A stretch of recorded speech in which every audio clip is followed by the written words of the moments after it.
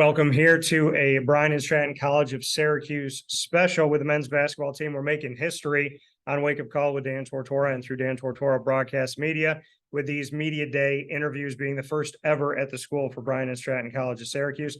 I'm here with Vincent Frenza of the basketball team. Vincent, how are you? I'm doing all right. So this is a Bobcat Buzz special with you, Vincent, and we're going to talk a little bit about basketball, then we'll get into rapid fire like I told you off the air.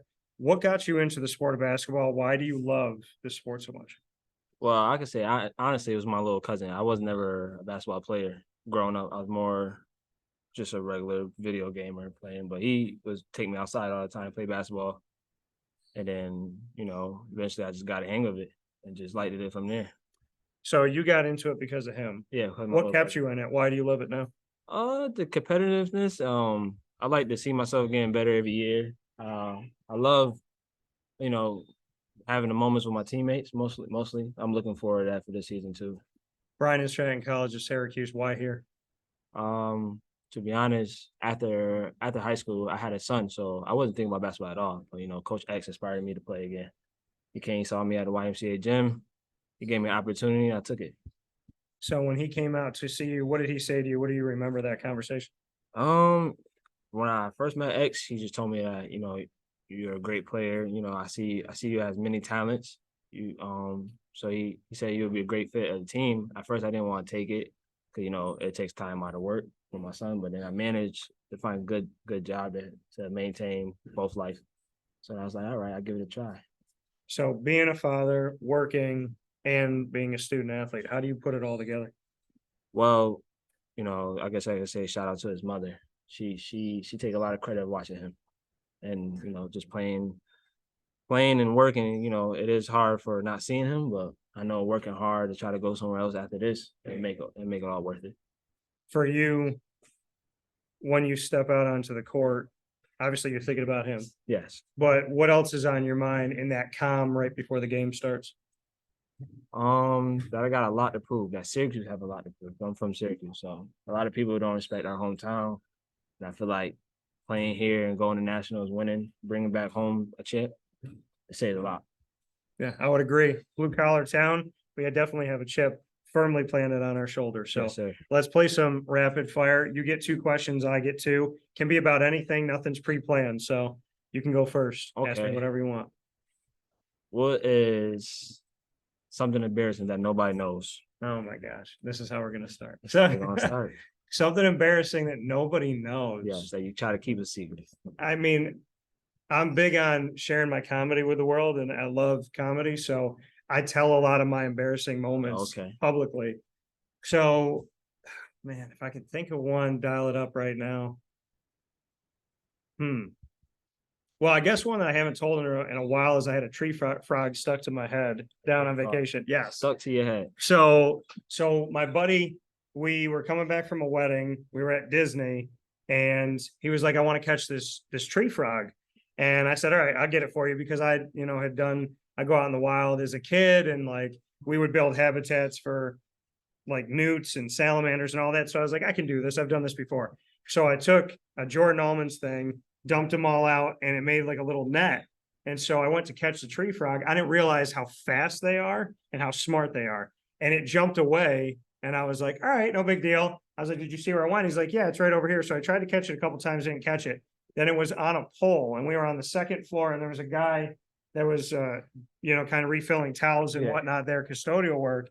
And so I went to get this tree frog, and as I'm closing in on it, I'm like, this is really easy.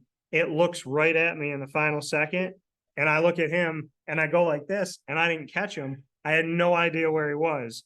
And I turned around, and my buddy Michael goes, "Bro, he's on you." And I was like, "Where?" He had stuck himself to my forehead. With the cups on the hand. So I tried to get him off. I couldn't get him off my head. So I start spinning around. I lean back and fling my head forward. He goes flying off the 2nd floor onto the roof of this guy's custodial thing, golf cart. And the guy's looking up at us, has no idea what we're laughing about and what's going on. The tree frog just kind of flips over and goes about his life. So I would say probably that was an embarrassing moment, but it was only Michael and I, so nobody else can really turn into a little funny moment there. All right. What is the funniest thing that's ever happened to you? Funniest thing that ever happened to me. Yes. Uh, Funniest thing that ever happened to me, I could say my family's from down south, so when I'm down south, they got me a nickname called Tigger from Winnie the Tigger? Pooh. From Winnie the Pooh? Yeah, I used to jump a lot and all that as a kid, so they call me Tigger. I remember, I guess it's embarrassing and funny because my embarrassment, it's funny to me. I laugh Yeah. to myself too. I don't really think it's embarrassing, but Yeah. we was in school conference and she come in there all excited, screaming my name, screaming Tigger. Tigger, Tigger, Tigger. And I'm looking, I'm just trying to hide, slow down, get under the table.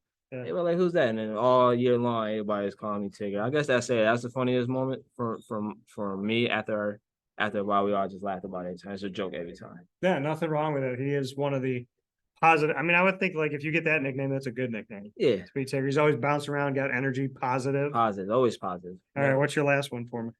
What is your secret talent? It's like something that nobody knows you good at, but you think you're a little good at. Secret talent. Yeah, like if it wasn't for broadcasting, what would you do? There's a lot of things that I would do, but I think secret talent is that I can innately play soccer well after never having played my whole life. I'm Hispanic and Italian, and my cousin played. So I was just kind of messing around one day with a soccer ball, and she's like, "Do you play?" I was like, "No." She's like, "But you look like you know what you're doing." So I guess I would say one of my hidden talents is I can probably keep up on the soccer field better than I thought I could. Okay. You got a lot of tattoos. Favorite one and why? Favorite one and why? Yeah. I would say, I know they can't see it, but I would say my anime tattoo, Zoro, Okay. from One Piece.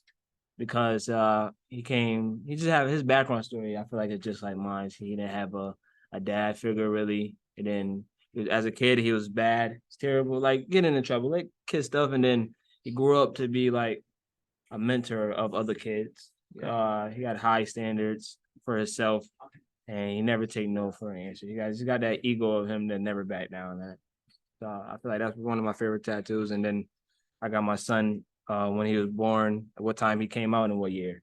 I feel like So you have 2020 for the year. It's for the year. And then 8:31 p.m. when he came out. Oh, very nice. And what was the exact date? Where's the date? His birthday is 09/18. 09/18. You know that number played 2 days ago too, and I won a lottery off that too. You did? Ticket, yeah. That's awesome. Oh, that being said, and I'm a numbers guy too. My number shows up a lot. My birthday 10/21, and then my grandfather's number and mine combined to 2, 13, 21, and 13 Yeah. shows up all the time. So I'm a numbers guy too. I can respect it. Yes, They sir. always tell me I should play lottery. Apparently, Yeah. I should. You And did. It was my first time doing it too. Really? Yeah, I won. And you won. Good for you. First time. Vincent Frenza of Bryant and Stratton College of Syracuse's Bobcats men's basketball team making history today. Vincent, thank you so much. Yeah, it's nice meeting you. You too. Yep.